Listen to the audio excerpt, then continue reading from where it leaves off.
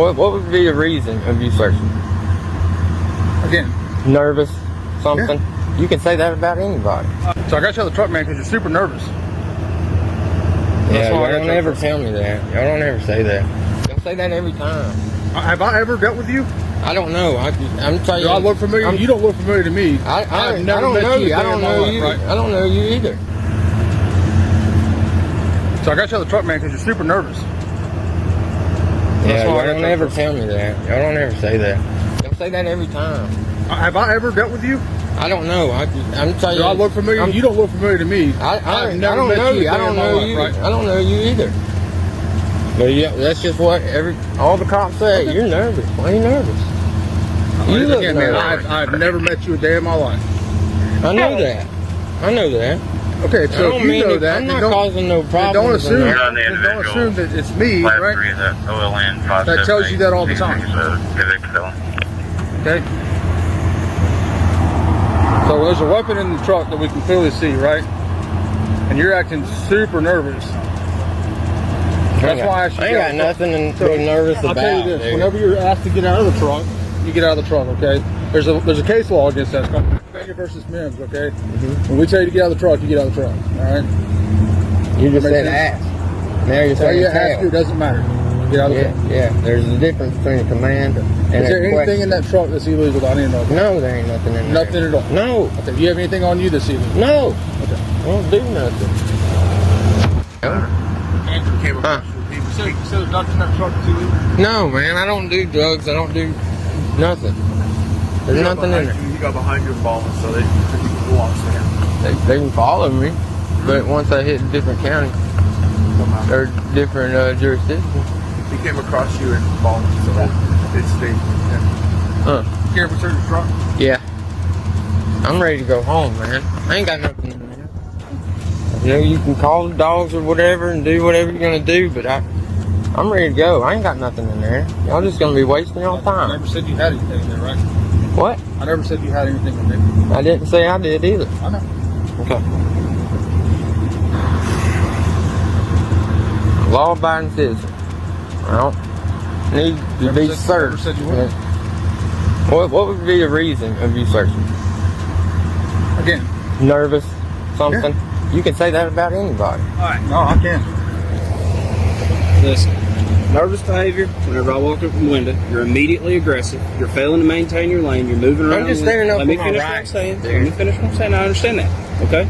I took an oath to defend your Constitution, right? So I want to make sure you understand where we're coming It's getting stepped on there now. No, it's not. I got I'll pulled out of explain my why. truck. I'm gonna explain. The stop begins on a dark road as officers claim a minor lane issue, but within minutes it turns into something else entirely. Nervousness becomes the excuse, and that single word is used to stretch the stop, question the driver, and build suspicion where none exists. From the driver's side, he's simply a working man trying to get home, standing in the cold, while routine behavior is treated like a crime. The original reason for the stop disappears as more officers arrive, and the focus shifts to searching for something, anything to justify the delay. And in that moment, the lesson becomes clear: when nervousness is treated as guilt, no one is ever truly free to leave. Explain why. Okay? Him pulling you out of your truck, there's case law that protects that. It's Pennsylvania versus Mims. It's a U.S. Supreme Court law. When a law enforcement officer orders you out of the vehicle, which anytime we ask you, it is to be polite. It is an order. You must follow. Whenever you were told to get out of the vehicle, you must exit the vehicle. Pennsylvania versus Mims covers that. Okay. And then that was extended by Maryland v. Wilson. Okay? We're not here trampling on your rights. We're here, I'm doing my job making sure that you're not up to anything, and you're leading me to believe that there's some criminal activity up there. There's nothing going on, man. Can you see, as a reasonable or prudent peace officer, being with all my training, knowledge, expertise, running down methamphetamine off these streets, looking for drunks on the streets, whenever I walk up after somebody's failing to maintain their lane, they're immediately aggressive. Why didn't you pull me over earlier? I was trying to give you somewhere to pull over. I was figuring you were going to pull over into the gas station, and then you yanked it over here. And all these people are here because I called off. We're turning left on the Level Grove. Yeah. We're turning right on the Woodford Drive, and then you flipped it in here. Yeah, that leads to us to believe that you could be running too. Do you see what I'm saying? I'm trying to make sure you're understanding where we're coming from. We're asking you. He asked you to search your truck because all those things that I just listed to you leads us to believe that there could be something in that truck or something that you're up to that you shouldn't be up to. I'm going home. Okay. Have you had anything to drink that would make you fail to maintain your lane? Anything like that? Nothing. Would you be willing to let me check your eyes just to make sure that you are safe to drive? No, I'm not going to consent to any field sobriety test, man. Every attorney tells you don't do that. If you're sober, why would? I am sober. I'm 100% sober. Okay, your eyes aren't reactive to light. When's the last time you smoked methamphetamine? I ain't smoked no methamphetamine. When's the last time you've used any sort of opioids, anything like that? I haven't used anything. I'm clean. I don't do anything. The stop stretches longer as officers begin explaining themselves, layering case law over control and turning routine driving into criminal suspicion. They say the driver's movements, his delay in pulling over, even the way he looked tall, pointed to something more. Questions about drugs, alcohol, and weapons come fast, followed by flashlight tests and calls for backup. The driver stands his ground calm, but firm, refusing tests he knows can be used against him, repeating that he is sober and clean. Slowly the tone shifts. The investigation collapses under its own weight. No drugs, no crime, just a ticket and a warning. And in the end, the moment exposes the truth. Suspicion was never about evidence, it was about perception. Adam, come here. You've been trained in this stuff. Look at his eyes and you tell me what you think. You see eyes, boss. Here, look away from the blue lights right here. All right, look away. The blue lights are your eyes. Yeah, I ain't gonna shine directly in your eyes, I promise. I know it's bright. See? Ain't nothing on there. So what's your address now? You get your mail at your last address still? Or you get your mail where you live now? Yeah, I get my mail at my last address. My mom lives up So there. just to make sure, Okay, he gets his mail at his mom's house. it's this one here, right? Let's cut this on. 761 Duncan Bridge Road, Alto, Georgia. That's the address you get a mail at, Right. okay? Listen, I'm not trying to harp on you and cause you any fuss. You got to understand from where we're coming from. We're out here looking for people who ain't up to no good, and you're giving me a lot of signs that you could possibly be up to no good. Does that make sense? And now after I'm talking with you, and after I'm looking at you, and you listen, you're fine. Okay, you are getting a ticket for failure to maintain lane. You're getting a warning for failure to yield. When blue lights come on, you stop. Doesn't matter how long. Even if it's you finding a safe place and all that, we appreciate it. But don't do that, because then it gets you in a situation like this where we're thinking you're hiding something in the car, because when we were at the red light, you're moving all around in the car, right? And I'm assuming that was you putting your gun up. No. No? What were you doing? I was Playing on your phone? No. I'm not going to write you a ticket. No. But listen, you get a ticket for failure to maintain lane when you passed me at Duncan Bridge, BC Grant. And I have it where you were coming through the four-way. While you were passing me, I saw you all the way over that white line, my man. So listen, what I need from you is a signature. Signature is not an admission of guilt. It's just you saying you will either come to court or pay the fine, and that you have received a copy of the citation, okay? And we're going to go over your copy, okay? You got enough light? Yeah. Thank you. Your copy of the citation, sir. Your court date is going to be the 10th day of February at 4 o'clock at Baldwin Municipal Courthouse. I'm underlining the address there, okay? Don't forget this court date. I'm putting a little box here so that it gives you a quick little reference. All right. If you choose to pay the citation, you can do that at this website. Or if you want to call and have any questions about the citation, you can call this phone number here, okay? Right. That is your copy of the tickets. This next one here, all this is a warning. No fines, no fees, nothing like that. Just saying that we talked about when blue lights come on, you stop your truck, okay? There's that for you. And then your license, sir, it's about time you get a new one. I know, right? All right. I appreciate it. Thank you. The stop finally appears to be over, but the tension refuses to leave. A ticket is handed over, court dates explained, and the driver's license returned, yet control is still the priority. When the man tries to collect his belongings, officers block him, insisting on managing a situation that no longer exists. The moment the camera is acknowledged, the tone shifts and frustration leaks out. What should be a simple ending becomes another test of authority. The man stands firm, refusing help that could become a search, demanding space and autonomy. And in those final moments, the truth is exposed. Even when the stop ends, a power struggle doesn't. I feel threatened. Now you're being recorded. Well, I don't know why you're being threatened. And guess what? You're being recorded too on body cam. Body cam. You're lucky he hadn't been recorded from the get-go. It has been recorded from the get-go. He's been the only man that's been doing his It job. has been recorded from the get-go. So if you like to argue about it, I don't care. What are you gonna do? I'm not doing anything. It's gonna be on you. I know you ain't gonna do nothing.